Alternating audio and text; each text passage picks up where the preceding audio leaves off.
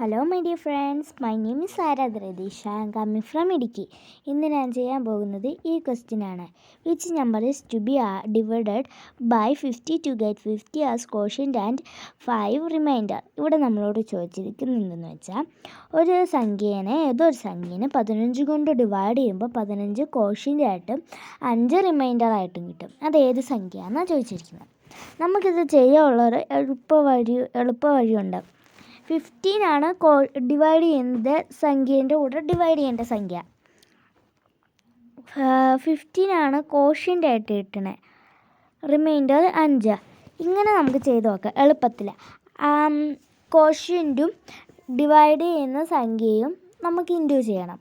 Reminder കിട്ടുന്നതും അതിൻ്റെ കൂടത്ത് into ചെയ്ത് കിട്ടുന്ന സംഖ്യയോട് റിമൈൻഡർ പ്ലസ് ചെയ്യണം. ആദ്യം 50 × 15 ചെയ്ത് നോക്കാം. 15 × 15.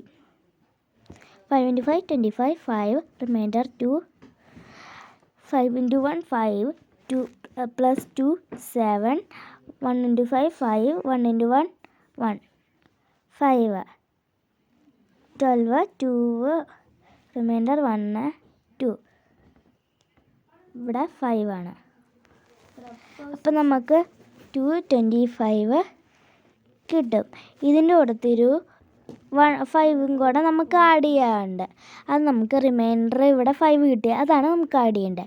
5 + 1 5, 10 0, റിമൈൻഡർ 1, 2 + 1 3, 2 13 ആൻസർ കിട്ടും. ഓപ്ഷൻ ഡി ആണ് അപ്പോൾ ആൻസർ. ഇതല്ലാതെ നമുക്ക് വേറൊരു മെത്തേഡിൽ ചെയ്യാം. 18 15 കൊണ്ട് ഡിവൈഡ് ചെയ്യാം. ഇങ്ങനെ ചെയ്ത് നമുക്ക് നോക്കാം.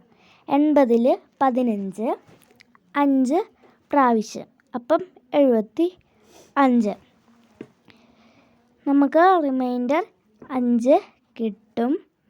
പക്ഷേ കോഷ്യൻ്റായിട്ട് 5 ആണ് കിട്ടുന്നത്. അതുകൊണ്ട് ആദ്യത്തെ ഓപ്ഷൻ അല്ല. ഇനി നമുക്ക് രണ്ടാമത്തെ ഓപ്ഷൻ നോക്കാം. 90.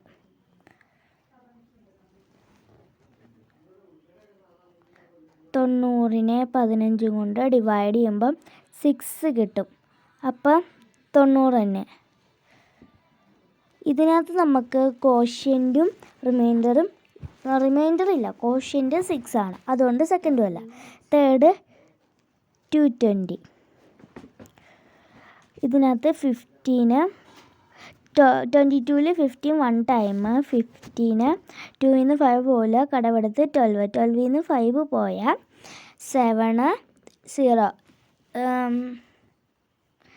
70-ക്കകത്ത് 15 4 ടൈം, അപ്പം നമുക്ക് 60 കിട്ടും. റിമൈൻഡർ 10ഉം കോഷ്യൻ്റ് 15 ആണ് വന്നത്. അപ്പോൾ തേർഡ് ഓപ്ഷനും അല്ല. Fourth option 230. 23-ൽ 15 1 ടൈം, 15 30 ൽ നിന്ന് 50 പോയാൽ 8 0 എടുക്കുക എഴുതാം. 18-ൽ 15 5 ടൈംസ് 75.